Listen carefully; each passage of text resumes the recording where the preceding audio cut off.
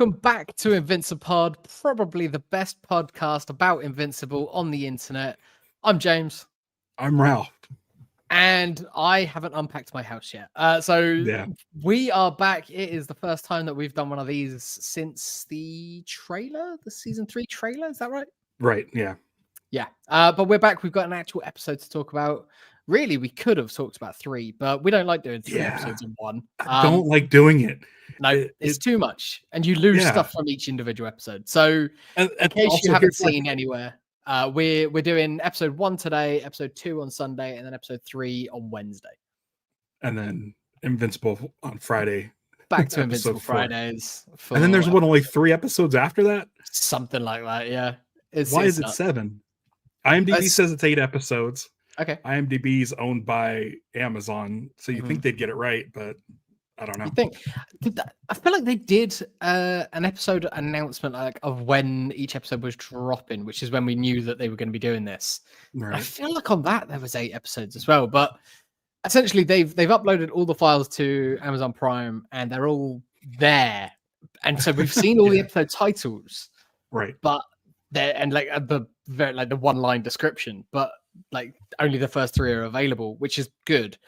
I guess maybe that makes it easier for them doing screeners. They can just allow certain people access to other episodes, but maybe whatever. It could be that could be it, and maybe they haven't released the finale yet. Yeah, and they're keeping the finale for not giving screeners for it or something like that. Yeah, which is good because it means that you don't get leaks and stuff. Not that this is a show that we worry too much about that because we've all read the comics. Yeah, I'm happy with it because yesterday I just went through and sort of prepped all the artwork for the thumbnails and prepped all of the show openings that have the unique titles on it. So we're all set until that 8th episode, if there is an 8th episode. Fingers crossed. I mean, or they'll do 7 episodes and then drop a Atom Eve mega episode or something like that. Yeah, something. You never know. We'll find out in 5 weeks time, probably something like that. It's too short. It is too short. Spread these out. I mean, it's too short, but with everything going on in my life, I'm also kind of glad because it means that I don't need to risk missing an episode of Invincipod, which is something that neither of us have ever done. Because there's a baby coming soon. Andor's going to be something different. That'll be interesting, and we'll have to see how that goes. Right. Episode 1 of season 3. You're not laughing now. Right. A reference to Doc Seismic. Oh, it could be. Yeah, maybe because he brings it up in the show, and he says essentially "Oh, you guys all thought I was stupid and lame." A lame throwaway villain. Which he pretty much is in the comics. Yeah. So it's almost like a meta thing. It's letting the viewers of the show who are comic fans Doc Seismic was a joke. On the Guarding the Globe game, he's too powerful. Is it was driving me nuts. I think between the last time we did an episode and this, my game crapped out on me and I essentially lost my account, and I took that as an opportunity to bail from that game. I was really enjoying it. It was fun. We had a nice crew going, but it just doesn't work for me anymore. You're still in our alliance. We haven't booted you yet. We're on region 31. No, we just started region 32. So the minute that my characters in there are not helpful anymore and they're more of a hindrance to you, kick me out, please. But we're waiting, but so far it's okay. Good. Okay. So cool. far, who did I? Was it Eve that I left in there? Yeah. Eve's in there. Yeah. She was pretty good for me. Yeah. But yeah, Doc Seismic. I feel like they've done a thing that they did similarly in a comic where they brought back a villain who had been sort of a throwaway beginning of an issue, quick, easy kill for Mark, and then brought him back, and it was oh, actually, no, this person's really powerful. I can't remember who it was in the books, but I don't think it was Seismic. Who is someone who reoccurs. He pops back up every now and then, but he's always kind of just a chump. I feel like he does get a bit more powerful, but we've already seen that in the show when he was going after things earlier on. Yeah. Um, Kind of interesting timing with the Fantastic Four trailer dropping this week, and in all likelihood, there's going to be some version of Mole Man in the Fantastic Four, probably played by Paul Walter Hauser. yeah, which I'm kind of excited about. I think we both know some things about that film from different sources that we can't say, but maybe you and I can talk about it and see what sort of crossover we know, because we both know people working on very different areas of that film. Right. I'll do for I don't know. I'm not like the biggest Fantastic Four fan. No, me They're neither. like, I don't really care. No. But I am. But here's the thing. I'll tell you this. Like July, I'm fired up for that Jurassic World trailer. It's Gareth Evans. Oh, Edwards. Like, and Yeah, you and I have like talked about our love of everything that guy's done before. So, yeah, like, even if it's not very good, it'll be weird and interesting and worth watching. And that's the more that right. I can say about any Jurassic Park movie since The Lost World. I see. I didn't even like Lost World. I like Uh, Jurassic Park 3. I thought Jurassic ah, World was okay. mm, I didn't see the last two, no, Dominion and I, our Fallen Kingdom. I haven't seen those. No I interest. I think I saw a But bit this of looks one on a fun. plane and I like actively turned it off. But yeah, like yeah, I'll check it out. Yeah. But then we also have like Superman and Fantastic Four, like the two consecutive like following weeks or something. It's Yes, nuts. it's a good And I'm summer. It's all a over cool summer. Superman. Hmm. Yeah. I thought you would be. I'll probably talk about Superman on Lanterns Live. That makes sense. It's Yeah. With the most like Nathan Fillion and adjacent all. thing. Yeah. Yeah. But you should join me if you see Superman, if you have the time. I mean, that's all going to be depending on seeing anything in movie theaters. The rest of the summer is going to be like way like dependent on baby and sleep and staying alive. I might end Yeah. up like going to a movie theater on my own just so that I can get a nap in or something. Yeah. I shouldn't say that too Jeremy Kelly loudly. says. Liz is just in that room just over there, and she can probably hear every word that I'm saying. Now she's hearing for two. She's got 4 ears. Yeah. Jeremy Kelly says that Doc Seismic is way too powerful. I think in the game and on the show, it's really funny that the game, like I love when they have a new character. And when I think last time we mentioned like Agent Spider, like this is where we're at. We got Agent Spider. Yeah. But makes then, sense now. Some of it makes sense. Yeah, but then now we've got Anissa on Anissa. Is that her name? Mm-hmm. The Viltrumer on there.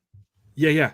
And I was like, why are they releasing her before the show? And then I'm like, oh, probably so people go and get her before they realize what she's like.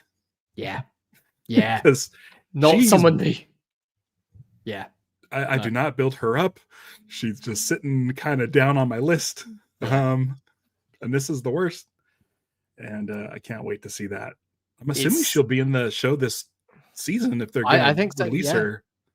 I mean, they Something released Darkwing 2 as well. Like he was a character that we were like, really? Okay, cool. He was like that one episode that we've seen so far.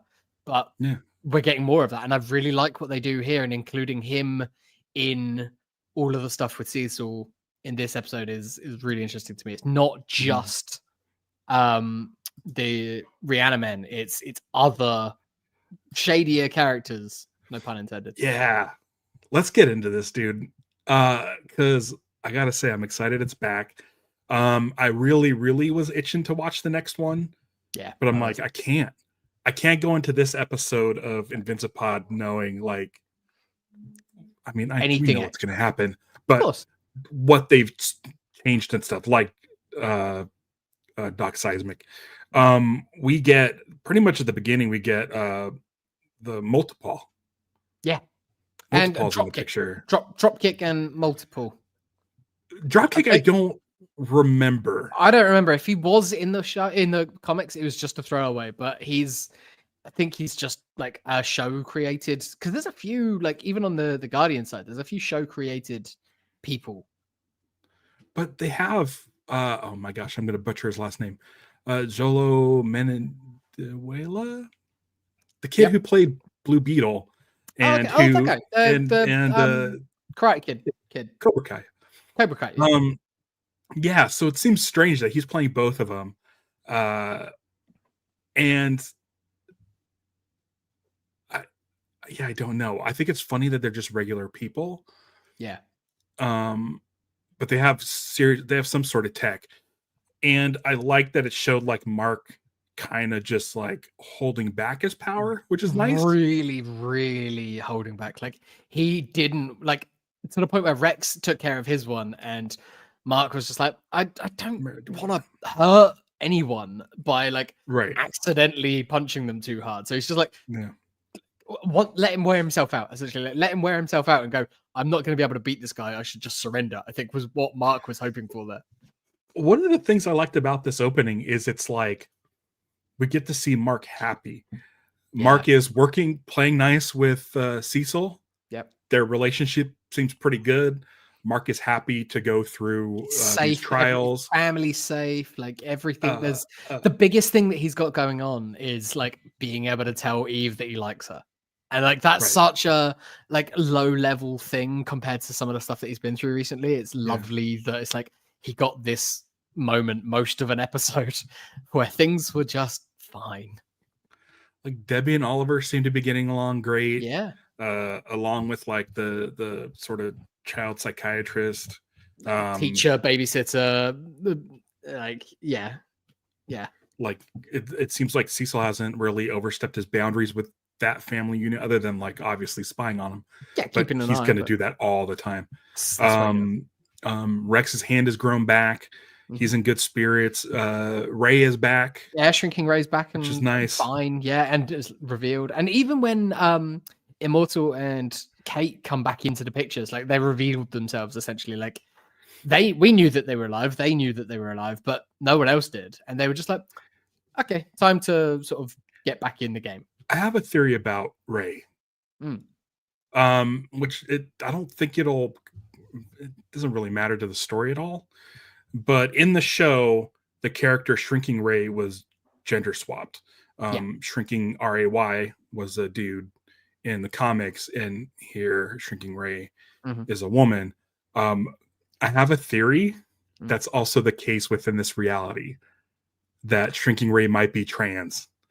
And I don't know if it'll come into play, but I feel like that's something that would be interesting.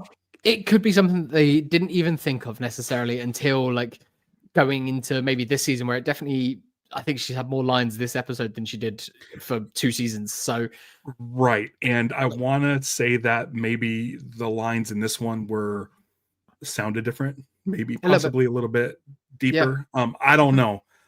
It's just the thing I noticed that I want to bring up in case it comes up in the future. I think it's really interesting if they do that. With everything going on politically, it's great getting some like exposure and stuff like that. So but basically weeding out the people who are dickheads that we don't really want in this sort of community. So right. Right. So Multipaw, who I really never cared about in the comics, really hate him here. Yeah, really, absolutely, really hate him here. He was always and like he's even Simu Liu's doing like a deeper, gruffer, like I'm a bad guy sort of voice. He played a similar role in the comics. He wasn't in it much, but it was a case of he was trying to avenge his sister, but was previously locked up, and we've seen him locked up in the background of this show as well. We've not seen him like interact with anyone, but he's been in the prisons and stuff like that. So he's been around, and obviously Rex knew who he was before. They've got a history, but having him here and having Simu Liu, like they're not beyond having people coming in and just doing us real bit part. But I don't know. Hopefully, I'll be around for a little bit longer. Jeremy Kelly says he loves that Callista Flockhart. Is in for a 3-second role. I think she was in the last season too, but it's also one of those things where when Invincible started, I believe we were kind of knee deep in lockdown. Yeah. And a lot of actors and stuff were getting voiceover work because they could set up the recording studio at home, do ADR at home. And with people having this stuff set up, you can get Callista Flockhart to be like, hey, you have a setup. Do you want to say these like just do 10 10 minutes of work, like essentially, like just do a few different reads of 10 different lines, and you're good for a season. And then they get to add that name to their roster, which is just absolutely insane. It's the most ridiculous cast list ever when you just run down. And some of these people might do some background voices and then just do like one named character for 3 lines. But I noticed that. I was looking at the for them credits. And like Robert Kirkman and Skybound in general, just people seem to be happy to work with them all the time. Yeah. It's I mean, yeah, it's fun. I enjoy it. I think like it's funny that I was looking at the credits and it did say like so and so played some random like superhero Mothman, but a lot of them were also GTA ops characters. Yeah. Like, I think Jay Farrow and Chris Diamantopoulos and stuff like that. Jeremy Kelly wants to know if Harrison Ford sits there while she does it. Well, that was my thought. Like, while she's in there, Mark Hamill's in there. Like, you got to think that potentially there is an outside chance that they could get Harrison Ford to do a couple of lines. Like, when you see him doing Shrinking on Apple TV, it's just like he's happy to do goofy stuff now and then. He doesn't. He's not precious about stuff. So yeah, it'd be great. I feel like they got to just be directing them over Zoom and recording someone locally. Cast as Brit already, like that's on IMDb. Who is? But someone I can't pull it up at the moment. But there is Brit's going to be in this show at some point. But if not, that would have been a great role for Harrison Ford, I think. Brit? Yeah. To the accent? I mean, is Brit British? I think his name was. That's what I thought. I haven't read Brit. I just know Brit from Invincible, and time he shows up in Invincible. I always assumed he was British. I don't think so. I think he's just his name is Brit. I think his name is Brittany, which is an ongoing joke. Okay, I need to read Brit, I guess. Brit's great. Brit's really fun. It's a quick, like 2-3 volume series. Like, yeah, it's good. I mean, what if Harrison Ford comes in as like Conquest? Do we know who Conquest is? I'm assuming Conquest is in this. So I pulled up the IMDb thing when I was watching the episode just to try and catch a couple of names, and I don't think so, but I'm pretty sure I saw Conquest listed. I've only got the one laptop screen here. I've normally got another monitor where I can mess around and do stuff, but I'm limited today. I mean, make him Conquest. Like, okay, Henry Dean Morgan's going to be somebody. We're assuming Thrag or Jeffrey Dean Morgan. I don't. Is there a? I don't even know if there's a Henry Dean Morgan. Maybe thinking Harry Dean Stanton. I think maybe. Anyway, that dude is either going to play Conquest or Thrag. I'm assuming Thrag. But imagine if we got like Harrison Ford in there as one of those old Viltrumites. Great, perfect. Let's see. I'm going to try and pull it up. Beats the hell out of Red Hulk. Yeah, that film looks interesting. I don't know. Jeremy says that Ford would be amazing as Conquest. I mean, if we could get some energy out of him, like, I don't know, like, it's you never know with Harrison Ford. I think that's the thing. You never know which one you're going to get. Conquest would be great because Conquest doesn't stick around as long as like Thrag, but he does come back later on, like a couple of times. He's one of the ones who stays loyal. Yeah. So Multipol's great. I like that Mark wasn't trying to rip any to shreds, and then finally got fed up and he's like, "All right, fuck this." It was when he had something else to do. He was just like, "Okay, cool, right, we're on. Like, let's go." Yeah. Oliver's growing up. He's learning his thing. He's got his powers. It's been 3 months. Like they mentioned how long the gap has been since we last saw everyone. So it's been 3 months, and he was a baby then. So it's like he's got his powers. He's ready to go. He wants a suit. He wants to be a superhero. And I'm glad that we are just accelerating that time because there's a lot to do with Oliver, and I want to get to it. Yeah, just based on the episode titles, it sounds like episode 3 might be when we get Kid Omni-Man. Okay. Like the outfit. But it is funny that he said he's been coming up with designs. I like that. His costume essentially is Mark's costume from the pilot episode. Yeah, the very first with the scarf and the goggles. The stuff with Mark talking to Debbie about Oliver growing up and getting his powers, and then seeing Mark look at the baseball gloves, and looks like he's going to go play catch, and he's going to do it the same way he was raised, the same way Nolan did it. Really, really interesting, because like last season, Debbie was like bottom of the barrel, drinking wine at the graveyard, like walking across a bridge. You think first couple suicidal. of episodes, like when she's meeting that guy at AA, not AA, but like the grief players, yeah. And so now it's almost like with Oliver, that all kind of washed away a little bit. Yeah. We know where the story goes. We'll talk about Nolan towards the end here when he shows up, but it's almost like I'm already ready for that stuff to happen, the stuff that happens in the book.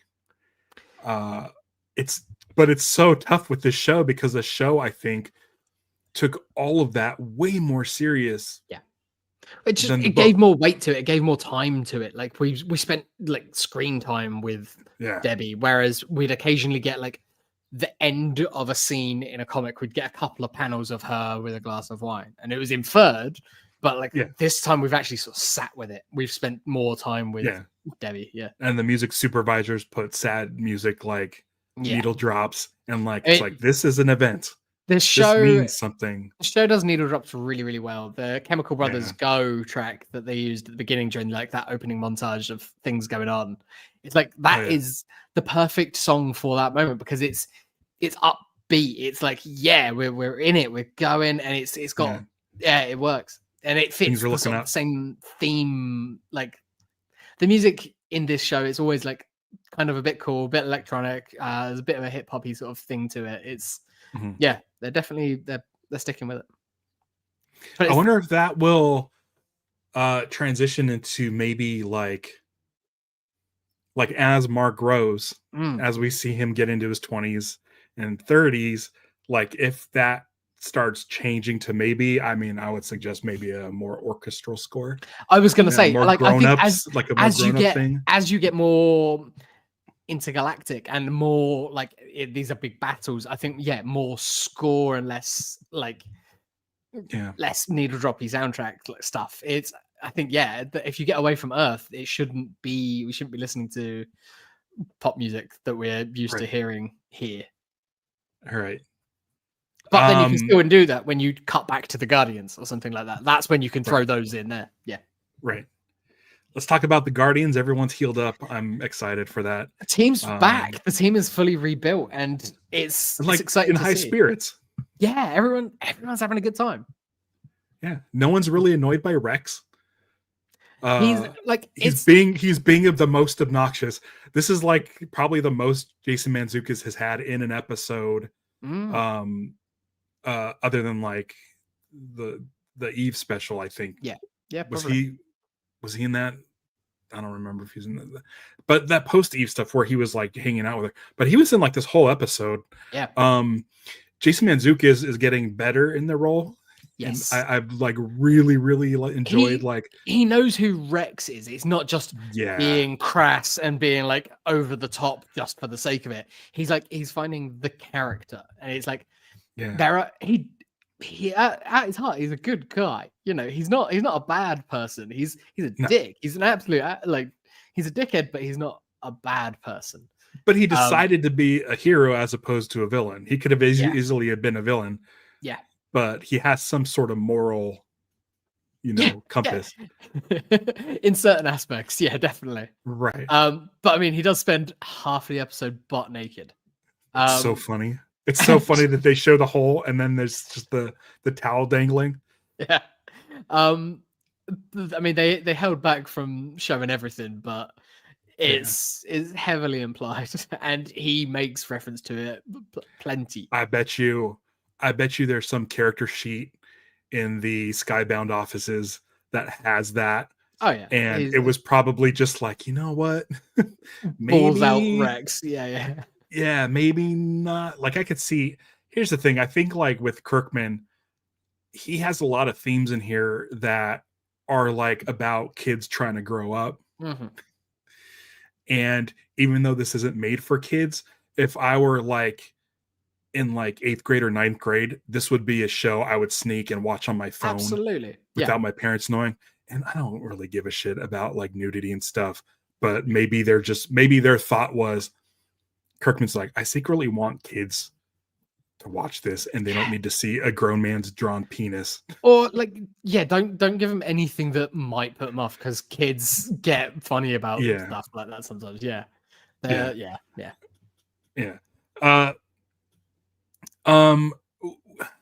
So Mark's talking to William and Rick. Yeah, they go bowling. It was nice. Like I like seeing Mark catching up with his like normal life friends, because right, we step away from those guys like for too long sometimes. Right, especially in the comics. William doesn't really hang out a lot in the comics, and I guess like William's like a fan favorite. A lot of people talk about like William's season 2 outfit because he wore like one outfit in the first season, and they were hoping for. So like William's like a big deal. It is nice that he's back. I don't know how much more he's going to be fleshed out, but with Rick being a Rhiannon, essentially, or like a Donald. It makes sense having him here, like, because it fits in with the themes and stuff that we get later in the episode. Yeah. And listen, whatever, it's drama and whatever, but I'm hoping Rick's okay. I'm hoping that Cecil doesn't use Rick somehow. Like if the Rhiannon get activated by someone else, if D.A. Sinclair, kind of goes bad and gets control of things. Yeah. I hate to see Rick back. It's fun watching Rick sort of kind of acting like Donald, where it's like kind of not human the way there are moments that are like quite stilted. Off. Yeah. Like missing specific words and sentences. I forget. Does Rick know what he is? Yes, he does. Yeah. I couldn't remember. They talk about his heart and them trying to work around that, but it's one of those things again, which is good for kids, is like you have a partner who has this sort of disability or whatever, and being there for them and working through it with them, like that's a great message to send to kids. Don't abandon something because it's different or because it's hard. Got to persevere. I agree with Jeremy Kelly saying I could see Rick get pulled in more. Hate to see him be used. Exactly. Rick. In the comics, I don't think Rick is that big a deal. They like him and William are going out, they're dating, but like once they've dealt with the Rhiannon thing, like you check back in with William like near the end of the series, but there is a long stretch where they're just not there. So I'm hoping that this means they're getting a little bit more. One of the things in their conversation that Mark should have fucking listened to was, don't bring up the alternate Eve from the other dimension. Our Eve. And I'm like, they said it. Don't do it. Like, don't mention it. He was so close. He did a really good job. Like, he's an awkward teenager who's asking a girl out. They've got a long history, and it goes well. She's just like, yeah, sure, let's try. Like, she's he's always the more mature one of the relationship, but like she's just like, who knows? But let's give it a go. And then Mark just puts his foot in it, and it's like, what are you doing, dude? Like, come on. You're right there. Yeah. But I mean, that's the story of Mark's love life, isn't it? That was pretty much his entire relationship with Amber, was him putting his foot in it, or not doing the right thing, not saying the right thing, not telling her. Do you think that Rick and William sabotaged their car? Because I think they did. They were so William. stoked. I think William probably did. He might Or have mentioned it to maybe Rick, like but, Rick could stick his finger in the yeah, lighter, in the cigarette lighter, and like do something, because yeah, they I both would, were really, really happy yeah. about the fact that Mark was They get gonna to fly. yeah, Yeah, yeah. definitely. That Um, feels like straight out of the comics. yeah. That was a Rick, running gag, Mark yeah, flying William places. William always wants to go flying. Yeah. Yeah. Um, when we see earlier on, we saw a mole in Cecil's camp, like someone reporting Yeah. where he's going to be. Was that Darkwing too, just out of costume? I couldn't tell, or was it someone different? I Was couldn't that tell either. it wasn't D.A. Sinclair? No. I don't know who Was it it just was. another Was it scientist? them alerting Multipole that Oh, was it? Invincible and Rex were going to the Was it a dupe of Paul? Maybe. I don't know. I'd need to go back and check. maybe, I don't know. It could have been. I I don't don't know. It know. was. I just remember seeing it. I was like, "Oh, who's that? Who's reporting to where?" Because then Yeah, I obviously we assumed get it was so much. DePaul, Yeah, because that's where he ended up going. Like it was the yeah. two, they were just going to get those two guys and the Declaration of Independence, which was fun. And The then the mentions of like they're stealing the Declaration of Independence, they know that the audience is going like, "Oh my god, if they got Nick Cage in this, like that's." I think it was all implied. But what did they get Nick Cage in this show? Nick Cage could play almost anyone in the show. I think it would be right up his street. And he'd Yeah. probably like doing it as well because he's a big comics fan. Yeah. Dinosaurus. That'd be great. Just super over the In top. Vegas. Yeah. Yeah. Dinosaurus leaving Las Vegas. Yeah. Yeah. in rubble. Yeah. Spoiler. The or you just do it in Atlantic City and make it Snake Eyes. get him in the show. Like I feel like we're at the point where they can just, like, if you say, "Hey, these are the people that are in the show." Yeah, sure. You should watch He it. does enough shit. He does enough absolute garbage that I'm sure you'd say yes to something pretty good. What's so funny is I was in a room with Seth Rogen on Tuesday. I went and saw the George Lucas talk show, and Seth Rogen and, spoilers, John Hamm were the guests, which was pretty rad. And not once did I think, "Oh, they're both in Invincible." Like it didn't even occur to me. But I mean, there's a lot more to talk about, but let's talk about Alan, because I really want to talk about Alan and Alan. So this is I forgot that they do this in Invincible, where like they'll show the credits and then there's like, it's not just like a stinger, it's like there's more of the episode. And I think last there was season that one where it was like a half hour after the credits. There's a whole half hour like, but it's kind of just a way of splitting the episode. It's like, this is all of this stuff. You're going to get all of this stuff that way. And then you're going to get all of that stuff. Like, don't expect any more Mark. Once you've gone through the credits, don't expect any more Mark. Now we're on to this side story that is very related, but is all the way over there. Yeah. But yeah, so we get Alan and Omni-Man, Nolan.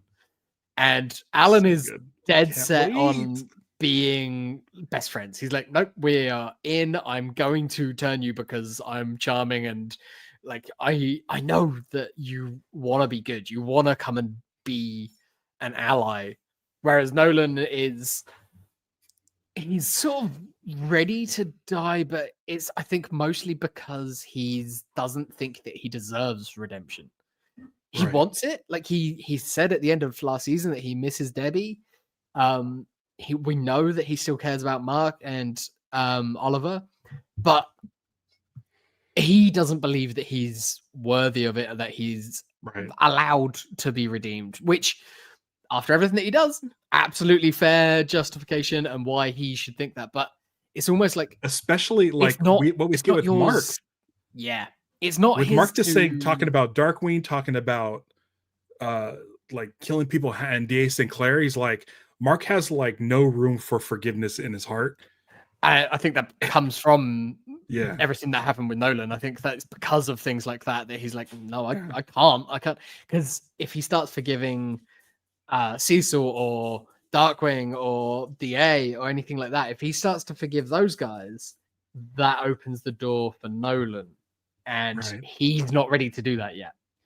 And yeah, I think with Nolan, it's a case of he'd love it. He'd love to have that sort of redemption, but it's not his to ask for. He needs to sort of almost be offered it. And Alan's one thing. Alan's like, yep, cool, we need you. But Alan, it's almost utility. He needs Nolan's help. Yeah. Whereas I think if Nolan is offered redemption by, Debbie and Mark, and Oliver doesn't care, but like Debbie and Mark, I think are the big two. If they can forgive him, then he'll be okay. Yeah. One of my favorite things is that Nolan recognizes exactly how much stronger Alan is. Yeah. And he's like, you can get out of here yourself. Like Nolan's figured out, like, I don't know what you're waiting for. You're definitely strong enough. Yeah. I think Alan is waiting to make sure that Nolan's like on his side. Yeah. And to make sure that he would make a good ally if he were to get out. I like that Nolan says, if you don't get out of here, they're just going to slice you open with a laser. That cut, that edit was amazing. I love that. With the gigantic laser, like totally Kirkman, totally invincible. Like you're thinking like, Goldfinger laser. Yeah, no, it's not that. It's giant. It's real. And Alan gets blasted with this fucking laser and it doesn't really do much to him. He's like, oh shit, he's right. He's up there. Alan's up there with Omni-Man and Mark and like the biggest, baddest Viltrumites as like the most powerful beings in the galaxy. So I'm excited. On the previously on Invincible, they had a lot of the what do they call them with the ray, the death ray, or the flying through space, the rider. The cosmic. It's not. It's Raider. Maybe Jeremy will pop in. Yeah. But they mentioned him. They mentioned the books on Nolan's books on all the weaknesses, things that make the Viltrumites weak. Anything that's that they're able to do that. So I think has something to do with this. Like why bring that up if it's not pertinent to this episode? But I think it is with Alan. Yeah. Alan's going to be like the I keep wanting to say Rainbow Raider, but that's a Flash villain. I think Cosmic Sled, Rider, something Rider. Many people do different voices that I've tried to pull it up and I can't easily see it. Jeremy doesn't remember either. No. But you know who we're talking about. Yeah, the guy on the bike. With the gun. Yeah. So So I'm excited, dude. I'm hoping next episode that we get the breakout. The breakout of Alan. I can see it. I can see it happening. And Nolan. Space Racer. Jeremy Racer. Kelly, thank you. Yes, Space Racer. Yeah. So like I'm ready. I'm ready for all this to start happening. I really, really like the comic issues with Nolan and Alan. That's so much fun. They're so fun. And I think as far as like a B plot or a C plot or a D plot, like it's going to be fun to revisit this. I hope we don't have to wait till the end of each episode to get this storyline. It's weird thinking of it as a B plot because it's almost like 1A because of the way that they split them. And it's like, it's after. Yeah, I guess so. We get less of it. We get less screen time, but it's like we're following that first half of the episode. We've got A plot, B plots. Whereas that it's like A plot, but of a different story. It's right. Yeah. Right. Really excited about that. I want to see how this shakes out in the show. We got a lot of crazy characters in Doc Seismic's underground sort of lair. They had everyone. Like, and the fact that it was what's his name who sort of did he figured it out that it was Doc Seismic, and he was just like where all these occurrences are happening, and then all of the GDA Donald. People like dropping out, like Donald figured it all out. I was like, well, yeah, obviously. But that's the hubris of Cecil, isn't it? He thought that he was locked up, whereas Donald was not quite so sure. And Cecil, being like the obsessive he is, got mad at Donald for telling him about Oliver last. He's so obsessed with Mark and Omni-Man and Oliver and that family that it's like, dude, you're not guarding the globe. You're obsessed making sure that you can control this family. Yeah. I mean, and it comes from a place of fear because he knows what they can do. He knows the Viltrumite threat, and he still sees Mark as that. To the point where he confronts him in the dark room. In the white room, yeah. The white room. He takes him in there and he's just like, this is for my protection. He is scared of Mark. If he realizes how strong Mark is, I don't think he's got enough Reanimen. I don't think there are enough Reanimen, but he just needs to listen to Mark though. Stop butting heads and he'll hang out. Like we saw that work at the beginning. They were great. They were the best that they've ever been, where it's just like, no, just point me where I need to go. And I don't even think they've ever been that friendly in the books. No, they worked together for a little while, and they were in Mark's ear, and we got some of that last season. But even then, there was this animosity. It was like, I'm doing this because I have to, and it felt like an assignment. Whereas this felt like Mark was there of his own volition. Like he's actually getting training that you can see results. There's a back and forth there. And they're training Giant as well. I loved seeing that scene with the Giant. Poor Giant. Poor 8-year-old Giant. He's 8. And his parents are there. And it's just like... worried. I was feeling bad for him already. But then when he stops, he's like, you're mean. It's just like, oh, poor kid. But even Mark, coming back from the moon and saying that he took a little bit longer because he got lost. Normally, I feel like Cecil would have given him shit for that normally. Yeah. Mark wouldn't even have said that. No. I don't think, unless they were really comfortable in each other's skin. They're comfortable with each other. Fucking Cecil's fucking this up. Yeah. That's what he does. If you have a contingency plan for Invincible, which is fine, now's not the time to Mark's just telling you don't do stupid shit. Yeah, it feels like almost Cecil's trying to play a card too early that he doesn't need to, and it's only going to backfire. You're essentially at this point you're threatening Mark. We've seen how Mark reacts when he's threatened. It's not going to go well for you. And the best case scenario here for Cecil is that their relationship is fractured and you don't have your strongest pawn on the board anymore. He's a wild card again, and that's just going to make it worse for everyone. Yeah. Cecil. looking at the episode titles, episode 7 and the thumbnail that they chose, I feel like is a little bit of a spoiler. I've not seen it. I'm not looking. You haven't seen it yet? No. I mean, it's not a big deal, but it's just okay. Yeah. Okay. Fair. It's not. Yeah, I'll leave it be. But I mean, yeah. Yeah. I'm looking forward to watching the next one. I'm going to try and do, because Liz hasn't seen either of these episodes yet. I'm going to try and do 1 and 2 tonight. We were trying to remember. It's been so long. It's obviously not as long between season 1 and 2. Just under a year. I think it was April of last year is when the last episode was. We've had a bit of a busy year, so she can't remember if she finished season 3 or not, 2 or not. I think we did. I'm pretty sure we did.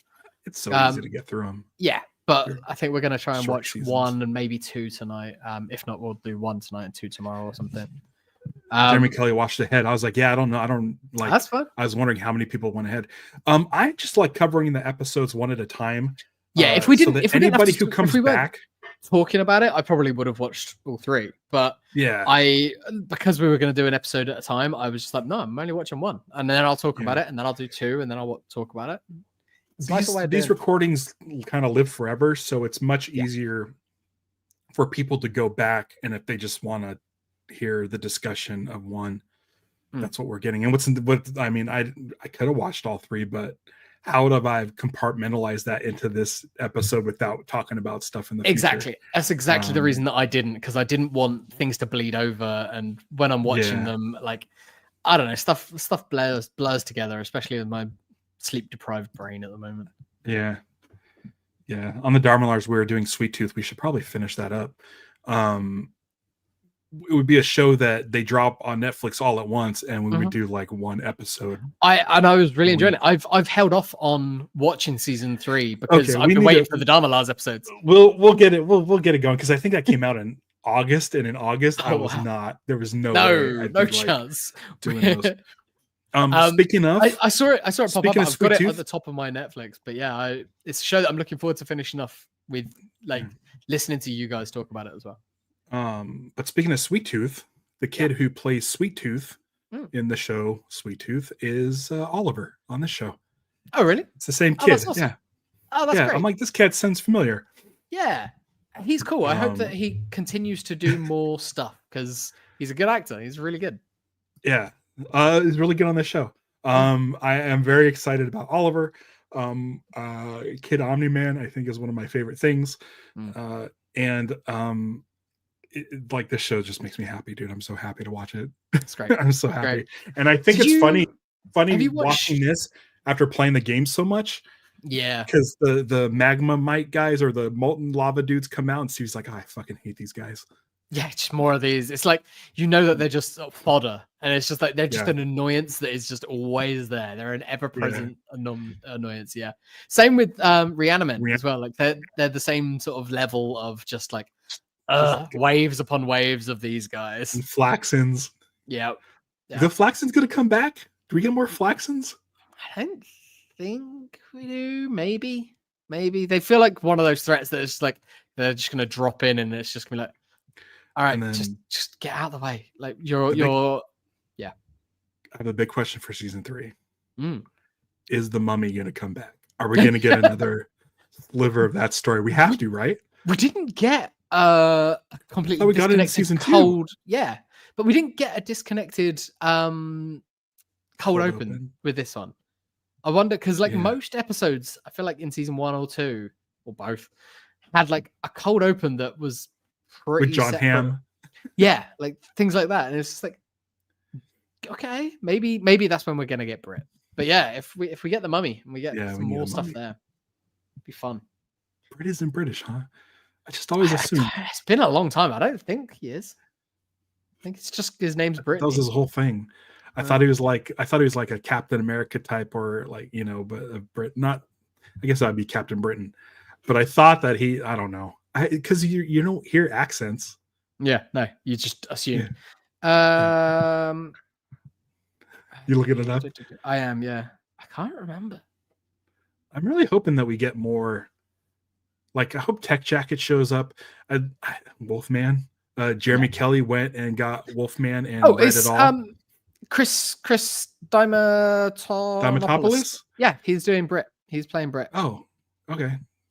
He also plays Donald, and he plays someone else. Oh no, sorry. The Brit storyline of Donald Ferguson, voiced by Chris. Blah blah blah blah blah blah. But yeah, I believe he's done a few voices, so it could be. It could be maybe. But Jeremy Kelly read 3 volumes. Wolfman, and so maybe we should do. Maybe in October we'll do a Wolfman special. Cool time for Halloween. Yeah. I can't see anything about him. Oh, Brit Image Comics database. Let's see. Because I think he was a military guy, and I don't think he was British. He wasn't part of the Secret Service. He was born sometime in the years before World War One. He is old as shit. Yeah. Yeah. Jeremy's also looking up to see if he's British. Personal information. No, he is American. He's an American citizen. Oh, okay. Yeah. There you go. Well, I mean, so is Prince Henry now, right? Who knows? Is it Harry? Harry. Is it Henry? Yeah. Same diff. Jeffrey. Yeah. Whatever. Any thoughts? Any more thoughts on this episode? I made some notes. Have I got any? Good for Eve for going back to school, doing architecture. That makes sense. I like that. It fits with what her power set is and the way that like she feels like she messed up last season. So her studying some architecture so that she can just go and make things is cool. I still feel like they need to her start Kashyyyk powering her tree up house more. apparently, Yeah, apparently that's like nearly falling falling down apart. is pretty funny. But yeah, I think her powering up, like they make offhand references, like get Eve, she can get us all out of here. It's like things like that. I'm just like, you're also up there with Alan and Mark and all these in terms of like the mega powerful people. So Well, Kirkman said like she should be able to literally do anything. She should be the most powerful one, but just isn't. Just doesn't like. Just doesn't. I think is more the case. Like can, but doesn't. But watching her hit those giant like centipedes and then just little pink sparks bouncing off, I'm like, no, man. I think we're gonna realize just how powerful she is when some bad stuff happens. I think it's gonna take bad stuff happening for even her to realize, oh, this is fine. Like, yeah. And if Mark goes off to space for a little while and things happen and like things change, but we'll see. Still think I was gonna say, do we get that this season or do we get Invincible War this season? I think we could. It's Invincible War, I think. I think so too. Because there was no sign of like any of the alternate Invincibles at all. But in the previously on, they're still like yeah. there's still a thing. It's like, don't forget about this. This is still a plot point. Shit, I want to go watch episode 2. I mean, you can now. I can. And then I'll get the artwork up and get the studio ready for Sunday. Super Bowl Sunday. Yeah. We're doing it 9:30, or do you want to do it at 9? 9:30. Do you have to work? I don't have work, but I'm busy on Friday, on Sunday, but I'll be home by 5:30. So yeah. Okay, cool. Sweet. So yeah, same time. Yeah, it's gonna be weird on Friday. I mean that like the game's not going to be until the afternoon, as it says. It's not going to interfere with anyone. No, you're gonna have. You watch American football, right? I haven't for about a year and a half. I haven't watched anything this season. I've kept up with like how the Colts are doing and stuff like that, but I kind of just dropped off in the last few years because I'm just bored of the Kansas City Chiefs. I'm interested. I heard there's going to be probably 2 Fantastic Four spots. Cool. And I want to see the spots, and I want to see. I just want to see what the hell Kendrick Lamar's going to do for a halftime show, because that's going to be fascinating. But it's not going to be him and Drake. This whole thing was a build up. I mean, no, I don't think so. We'll see. But yeah, like I don't care about the game anymore. Like I've seen the Chiefs win too many times for it to be interesting anymore. And my brother's an Eagles fan, so I'm sure that I'll get some unsolicited messages from him, despite not really wanting them. So cool. Yeah, probably rooting for them. Yeah, fair. I think I would be as well. They've always been a fun team to watch. Maybe one day the Colts will get good again, but probably not for a few years. Yeah. I'm hoping for some good. I'm hoping for some good comic books trailers. I think Fantastic Four spots, and then hopefully a new Superman spot. I would really potentially. I would really be. I would have thought so. Yeah. Down with a new Superman spot, because all those guys are coming out the same month. Yeah, that's it. And this is like that window now where it's like release stuff. I mean, the trailers that came out, the Jurassic World and the Fantastic Four one coming out like a bit before us, I think, so that they could get some personal time with audiences, as opposed to like the dump of loads of other stuff. But I hope that if either of those release a trailer, I hope that they are different, that they are unique. They're not just a rehash and like a 30-second version of what we got. So hopefully. I wasn't really bowled over by the Fantastic Four trailer. I liked it, but I think it was sort of a mood setter. I know some plot stuff that they haven't hinted at in this really.